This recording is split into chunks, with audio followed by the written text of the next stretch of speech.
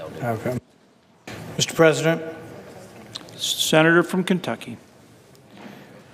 There have been many who have said, including Admiral Mullen, among others, that the greatest threat to our national security is our debt. We have a $20 trillion debt. This year, the debt for 1 year will be about $700 billion. We borrow $1 million a minute. What we have before us is a bill that will exceed our spending caps. We will be told that this is an emergency and we must do it. And yet I think that true compassion comes from helping those, but also making sure that we don't add to our debt. I think that the truly compassionate person helps their neighbor by giving part of their surplus to their neighbor, but not going to the bank and borrowing money to give it to their neighbor. We're $700 billion short in the budget, and we're simply going to print more money and send it to Puerto Rico and Texas and Florida. What I've asked is, if you want to help people, why don't we set our priorities? Why don't we take money from other areas of the budget where it's not needed? What I've proposed is that we cut 1% or a little bit less than that across the board. I think there's not a department of government that couldn't deal with 1% less, and we would take that money and we could spend it on the emergency in Puerto Rico and Texas. But I think if we think somehow that it's compassionate to go ahead and just borrow more money and continue doing this, I think we're fooling ourselves. I think our country becomes weaker each day we add to the debt, and I think it's time we become honest with ourselves. If you look at whose fault this is, there's enough blame to go around, frankly. The debt doubled under George W. Bush from $5 trillion to $10 trillion.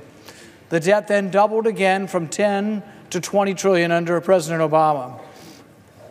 We are on course to add, some estimate, another 10, 15 billion over the next 8 years.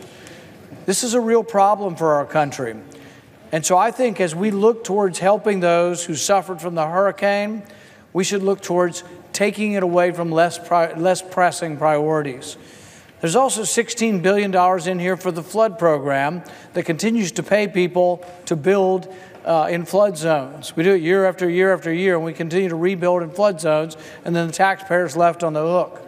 So we're wiping out $16 billion in debt for the flood program, and we're also then spending money that we don't have. So what I would like to do at this point is to raise a point of order that has to do with us exceeding the spending caps. I think if we're going to be honest with ourselves, we're in the midst of talking about a large tax cut, which I favor. But how can we be the party or the people who cut taxes at the same time we continue to borrow more? So what I'm asking through this budget point of order is that we actually adhere to our rules, not exceed our spending caps, and try to slow down the accumulation of debt. With that, Mr. President, I raise Section 314E, point of order, pursuant to the Congressional Budget Act of 1974, against Sections 304, 306, 308, and 309 of the Additional Supplemental Appropriations for Disaster Relief Requirements Act of 2017. Mr. President.